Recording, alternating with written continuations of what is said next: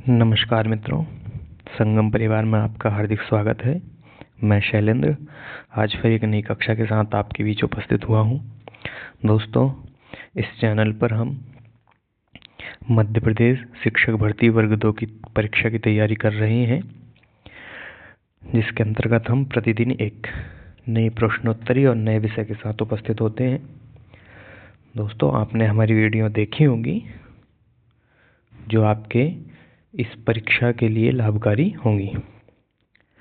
आइए इसी क्रम में, इसी श्रृंखला में आज फिर हम एक नए पाठ चित्रकूट, जो कक्षा 7वीं मध्य प्रदेश बोर्ड की संस्कृत की पाठ्य पुस्तक है, उसका चित्रकूटम नामक पाठ को हम पढ़ेंगे। दोस्तों, वीडियो अच्छी लगे तो लाइक करें, शेयर करें और अपने इस चैनल को सब्सक्राइब करें, जिससे कि प्रत्येक वीडियो का जो भी नोटिफिकेशन है या जो भी वीडियो आपके लिए बनाकर डाला जा रहा है उसकी सूचना आपको जल्दी मिल जाए। चलिए ज़्यादा देर न करते हुए पहला प्रश्न देखते हैं हमारा आज का।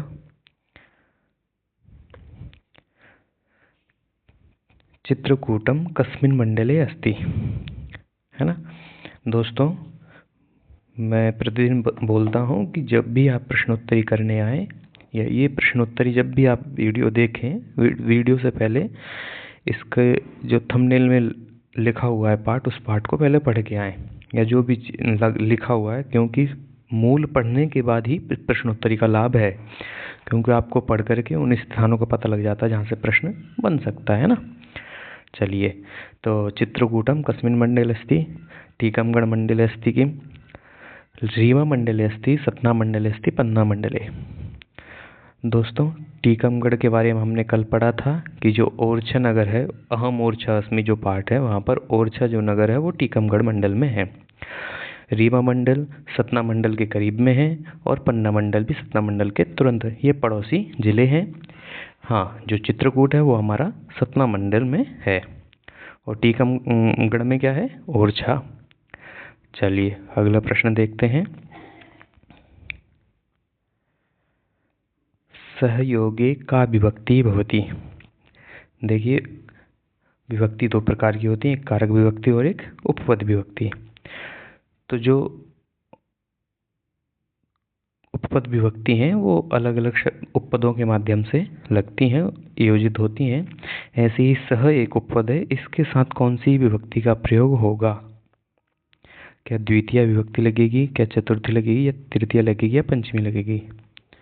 तो आपने पढ़ा होगा सयुक्ते अप्रधाने, इस सूत्र के माध्यम से सह शब्द के साथ तृतीय विभक्ति का प्रयोग होता है। कौन सी विभक्ति का?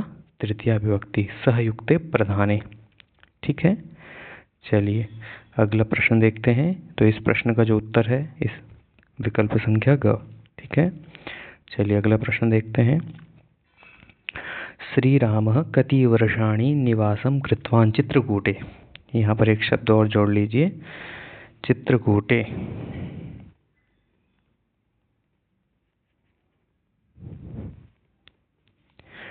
चित्रकूटे। तो भगवान श्री राम ने चित्रकूट में कितने दिन निवास किया, इसके विषय में बताना है। कितने वर्ष किया? क्या 12 वर्ष अर्थात 12 वर्ष किया, क्या एकादश 11 वर्ष, क्या 10 वर्ष और 9 वर्षाणि 9 वर्ष। दोस्तों, आप जब पढ़ेंगे तो वहाँ पर लिखा है श्री राम ने यहाँ पर एकादश वर्षाणि, कितने? 11 वर्ष तक निवास किया। चलिए अगला प्रश्न देखते हैं। अनसूया चित्रकूटे बालरूपेण दर्शनं कृतवती। अनसूया ने बाल रूप में किसका दर्शन किया और किस रूप में किया? बाल रूपेण। तो ऐसा ही पूछा जा सकता है कि जिसके बारे में हम बात करने जा रहे हैं उसका किस रूप में वर्णन किया ना, दोनों तरह से प्रश्न बन जाएंगे। ठीक है, तो अनसूया चित्रकूटे कस्य, तो क्या ब्रह्मणः यानी ब्रह्मा का षष्ठी विभक्ति एक वचन, है ना। विष्णु हो षष्ठी विभक्ति एक वचन, गुरु के समान। ऐसे ही महेशस्य षष्ठी विभक्ति एक वचन, या सर्वेषां। तो दोस्तों, वहाँ पर पंक्ति आई हुई है, अनसूया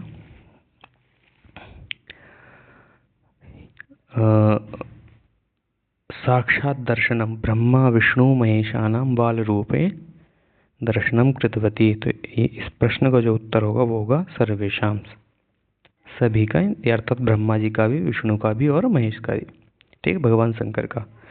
चलिए अगला प्रश्न देखते हैं। अधोलिखितेषु किम चित्रकूटे नास्ति।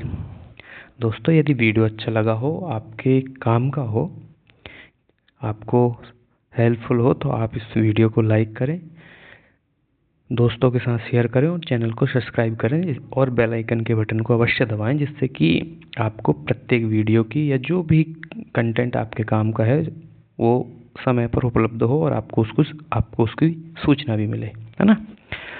चलिए प्रश्न क्या है सभी पढ़िए और कोशिश ये करिए पेन कॉपी लेकर के बैठें, जिससे जो नया प्रश्न है आपके मस्तिष्क में ना आया हो जब आप पढ़ रहे हो, तो इस समय आपको बन जाए, है ना।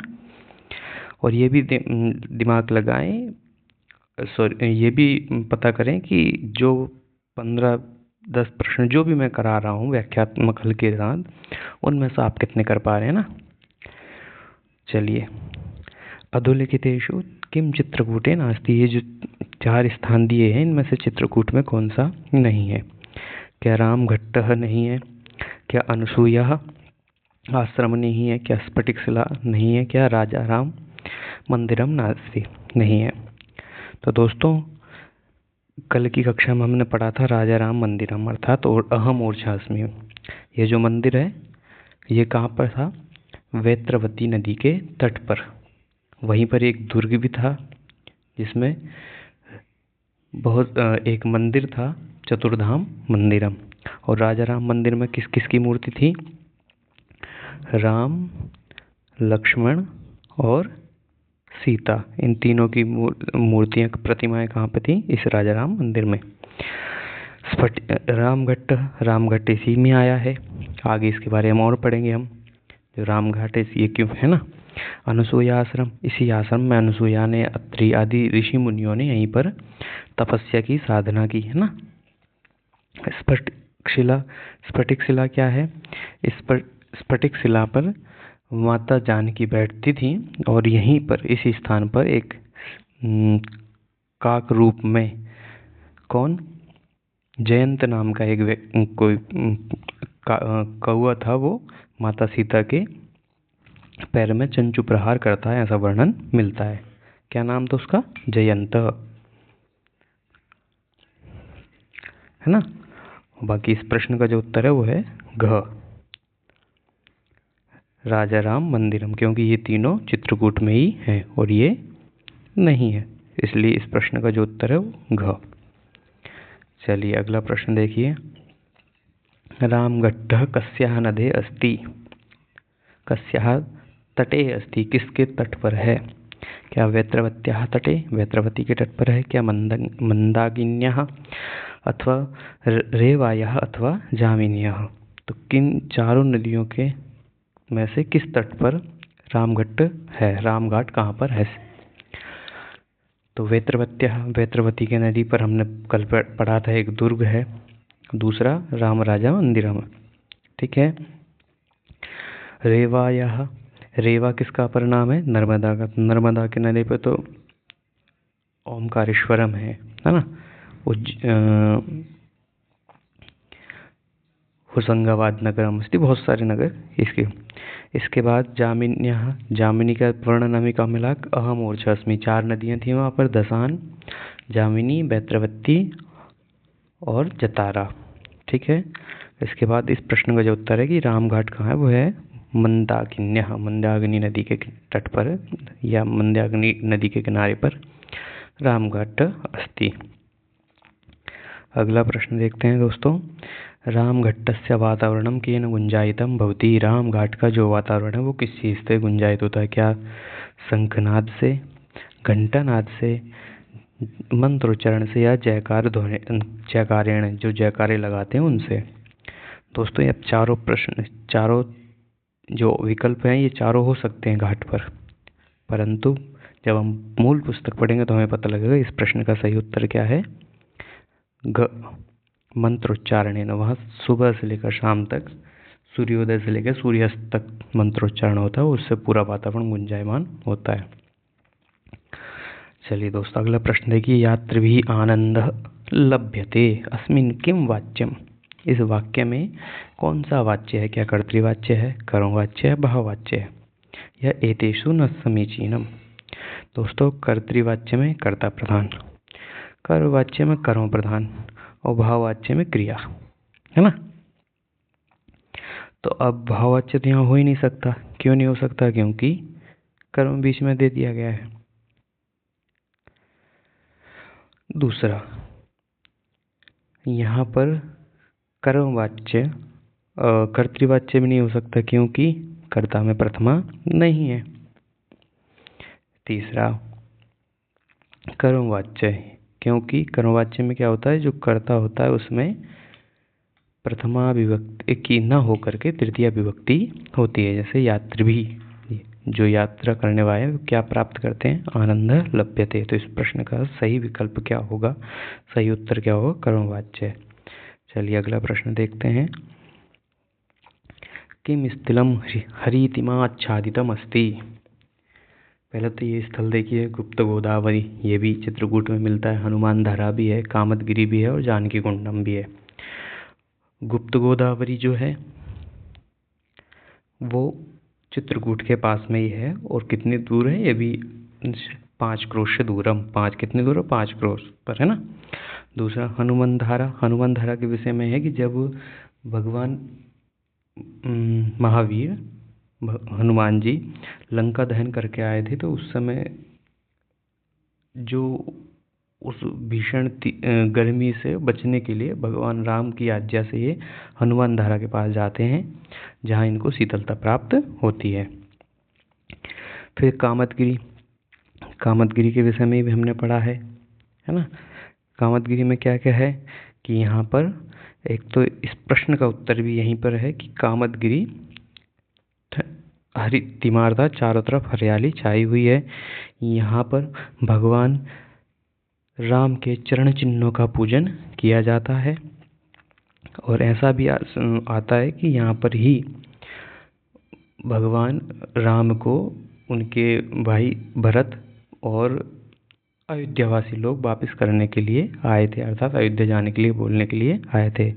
यहीं पर एक भरत मिलाप मंदिरम भी है, भरत मिलाप मंदिरम, है ना।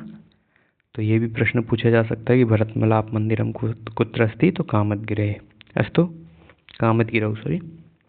ऐसे ही जानकी कुंडम, जानकी कुंड, इसको जानकी कुंड क्यों कहा जाता है? क्योंकि यहाँ पर ही माता जानकी सीता स्नान करती थी, इसलिए इस कारण से इस कुंड का नाम, इस तालाब का नाम क्या कर दिया? जानकी कुंडम। बाकी इस प्रश्न का उत्तर क्या होगा दोस्तों? वो है कामदगिरी। अस्तु, हरितिमः कुत्रच्छादितं चित्रकूटे कामदगिरः आश्रमे, यत् कामदगिरी नाम के स्थाने।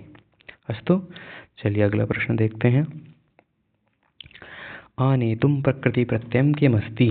आनेतुम जो पद है, इसमें प्रकृति और प्रत्यय क्या है? क्या आने तुम है, क्या आने प्लस तुमुन है, या आनी तुमुन है, या फिर आन प्लस तुमुन है? तो क्या होगा दोस्तों? इस प्रश्न का सही विकल्प है आंग उपसर्ग पूर्वक नी नए धातु तुमुन प्रत्यय, जिससे पूरा शब्द क्या बनता है? आने तुम। तो इस प्रश्न का सही विकल्प क्या है? विकल्प संख्या ग। चलिए अगला प्रश्न देखते हैं। मंदाकिन्याः उद्गमः स्थलम किमस्ति। मंदाकिनी जो नदी है, उसका उद्गम स्थल क्या है? क्या रामघट्ट अस्ति, क्या हनुमान धारा है, या अनसुया आश्रम है, या गुप्त गोदावरी है? दोस्तों, हम पढ़ते हैं कि ये चारों चीज़ें गोदावरी में है। दूसरा, रामघट्ट, हनुमान धारा, अनसुया आश्रम, इनमें से अनसुया आश्रम जो है वो ही क्या है? हमारा मंदाकिनी नदी का उद्गम स्थान है। चलिए अगला प्रश्न देखते हैं दोस्तों। नामना पदे का विभक्ति किम च वचनम। प्रथमा विभक्ति है, द्वितीया है, तृतीया है, चतुर्थी है। तो मित्रों, जब हम नाम शब्द के रूप पढ़ते हैं वहाँ पर तृतीया विभक्ति एक वचन में यह रूप मिलता है नामना। अहम तम तम नामना जानामि, मैं उसको उस नाम से जानता हूँ, उस नाम के द्वारा। ठीक है, चलिए अगला प्रश्न देखते हैं। नानाजी देशमुखेन कस्य विश्वविद्यालयस्य स्थापना कृता। जो एक व्यक्ति हुए हैं देश सेवका देशभक्त नानाजी देशमुख, तेन कस्य विश्वविद्यालयस्य स्थापना कृता। क्या ग्रामोदय विश्वविद्यालय का या महात्मा गांधी विश्वविद्यालय से, या उपरोक्त द्वयो अथवा न कस्यापि। दोस्तों, जब नानाजी देशमुख ने इस विश्वविद्यालय का नाम स्थापना की तब उसका नाम था ग्रामोदय, अर्थात गांव का उदय हो जाए ऐसा कोई विश्वविद्यालय, है ना। परंतु वर्तमान में इस विद्यालय का क्या नाम है? महात्मा गांधी विश्वविद्यालय। इसलिए इस प्रश्न का उत्तर वो सही होगा विकल्प ग। और उपर्युक्तयो दयो, दोनों ही नाम, दोनों ही विश्वविद्यालय अर्थात एक ही है परंतु दोनों के अलग अलग नाम है। तो कई बार आपसे एक नाम पूछ लिया जाए तो आपको एक याद हो तो उसमें दिक्कत हो सकती है। चलिए अगला प्रश्न देखते हैं। मनांसी का विभक्ति द्वितीया, प्रथमा, सप्तमी या क तथा द्वितीय ख। तो दोस्तों, जब हम मनस सकारांत या संत सकारांत नपुंसक लिंग के रूप पढ़ते हैं तो मनः मनसी मनांसी, मनः मनसी मनांसी, अर्थात दो जगह रूप बनता है, द्वितीया और प्रथमा। तो इस विकल्प प्रश्न का सही उत्तर क्या होगा? विकल्प घ, क्योंकि मनांसी दो जगह बनता है, द्वितीया में बहुवचन में और प्रथमा बहुवचन में। चलिए अगला प्रश्न देखते हैं। चित्रकूटात गुप्त गोदावरी कति दूरम अस्ति। चित्रकूट जो है वहाँ से गुप्त गोदावरी कितनी दूर है? दोस्तों, मैंने पहले भी इस प्रश्न का उत्तर दे दिया था कि गुप्त गोदावरी कितनी दूर है? 5 क्रोशम। ठीक है, कई बार 5 किलोमीटर देते तो आपको उसमें पजल नहीं होना, विचलना नहीं है। ठीक है, चलिए। और दोस्तों, इससे बहुत सारे प्रश्न और भी बनाए जा सकते थे, परंतु आपके काम के जो मुख्य प्रश्न हैं उनके विषय में मैंने आपको बता दिया है। अभी हमने जब ग्रामोदय विश्वविद्यालय की बात की तो उसमें भी एक प्रश्न ये भी पूछा जा सकता है वहाँ पे सबसे ज़्यादा क्या पढ़ाया जाता है, तो प्राकृतिक चिकित्सा प्रकल्प, है ना। दूसरा, और बहुत सारे शब्द इसमें आए हैं जैसे नैसर्गिक, यहाँ कौन सी विभक्ति है, सहजतया, सीता लक्ष्मणाभ्याम, निराजन पदस्य को अर्थ, निराजन यानी आरती का समय, अयोध्यावास भी, इस पद में कौन सी विभक्ति कौन सा वचन है। तो इस तरह के आप लोग पढ़ें और जो प्रश्न आपको लगता है उनको टिक करें, उनको एक जगह लिख लें, जिससे कि आप लोगों को परीक्षा के समय में, और वैसे भी ज़्यादा समय नहीं है तो रिवीजन करने में दिक्कत ना हो। चलिए दोस्तों, आपने क्लास को ध्यानपूर्वक देखा, सुना, समझा, आप लोगों का बहुत बहुत धन्यवाद। वीडियो आपको अच्छी लगी हो तो लाइक करें, शेयर करें और चैनल को सब्सक्राइब करें, जिससे हमारी सभी नोटिफिकेशन आप तक जल्द से जल्द पहुंच जाए। आइए पुनः मिलते हैं एक नई कक्षा के साथ, एक नए विषय के साथ। नमो नमः।